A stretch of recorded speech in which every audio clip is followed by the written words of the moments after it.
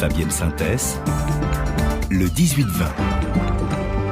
Le monde d'après de Cyril Sauvageau. Ce soir, Cyril, c'est le premier déplacement à l'étranger de Lula depuis son élection. Le président brésilien est en Argentine, 3 semaines après le début de son nouveau mandat.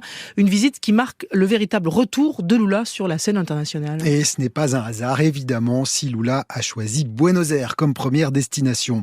Non seulement le Brésil reste le premier partenaire commercial de l'Argentine, mais le chef d'État argentin Alberto Fernandez est aussi un allié de poids, une autre figure de la gauche latino-américaine. Pour les Argentins, le retour aux affaires du vétéran Lula est un soulagement après les années Bolsonaro, des années de tensions diplomatiques où le dirigeant d'extrême droite brésilien a souvent pratiqué la politique de la chaise vide. Lula arrive, lui, avec un message très clair. Cette période est derrière nous, le Brésil est de retour. Cette visite chez le voisin argentin, elle doit permettre de remettre sur les rails toute une série d'accords bilatéraux sur l'agriculture, la santé, l'énergie, avec notamment un projet de gazoduc. Les deux pays envisagent même la création d'une monnaie commune. L'idée est dans l'air depuis des années maintenant, mais n'a pas pu se concrétiser jusque-là. Lula veut croire que ce nouveau départ permettra de surmonter les blocages du passé. Alors, parce qu'il faut dire, Cyril, que le contexte politique en Amérique latine lui est particulièrement favorable. C'est ce qu'on appelle un bon alignement de planètes. Il y a un vent de gauche qui souffle, on le sait, sur le continent latino-américain depuis 4 ou 5 ans, avec l'arrivée au pouvoir d'une nouvelle génération de dirigeants, que ce soit le jeune président du Chili, Gabriel Boric, le Mexicain López Obrador, alias AMLO, ou encore Gustavo Petro en Colombie, qui a fait basculer son pays à gauche pour la première fois. Tous ont en commun une même référence, une figure tutélaire, c'est Lula, l'homme qui incarne mieux que quiconque les peuples de gauche du continent. Lula a bien l'intention de s'appuyer sur cette aura pour retrouver la stature internationale qui était la sienne lors de ses précédents mandats. Première étape aujourd'hui même à Buenos Aires avec un sommet de la CELAC, la Communauté des États d'Amérique latine et des Caraïbes.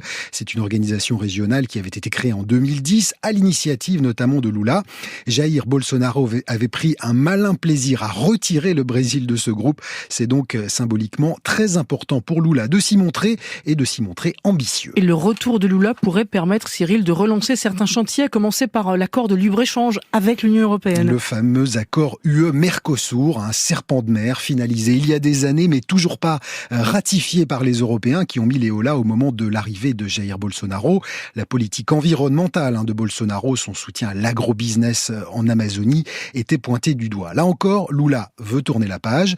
Il promet une exploitation de l'Amazonie plus durable, plus responsable.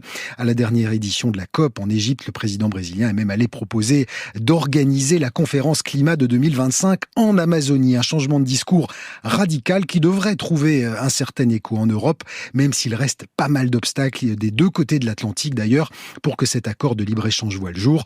Lula aura l'occasion d'évoquer tout cela la semaine prochaine. Il va recevoir le chancelier allemand Olaf Scholz, qui sera le premier dirigeant européen à venir lui rendre visite à Brasilia. Et la suite du programme pour Lula, ce sont des déplacements aux États-Unis et en Chine.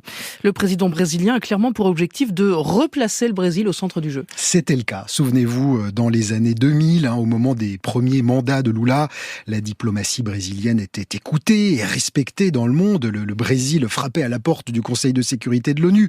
Lula avait réussi à se faire le porte-voix des pays émergents, avec notamment les premiers sommets des BRICS, le groupe de pays réunissant Brésil, Russie, Inde et Chine, plus l'Afrique du Sud, des pays qui pèsent à eux 40% de la population mondiale. Une alliance que Bolsonaro a eu tendance à laisser de côté. Alors là aussi, Lula veut la réactiver, redonner du poids aux BRICS, avec l'objectif d'incarner une sorte de troisième voie diplomatique entre les Occidentaux d'un côté et la Chine et la Russie de l'autre. Eh bien, en pleine guerre en Ukraine, Lula a peut-être une carte à jouer. Le Brésil a maintenu des liens économiques avec la Russie. Il s'est tenu à l'écart des sanctions tout en condamnant la guerre menée par Moscou. Lula pourrait bien, le cas échéant, faire office de médiateur avec Vladimir Poutine.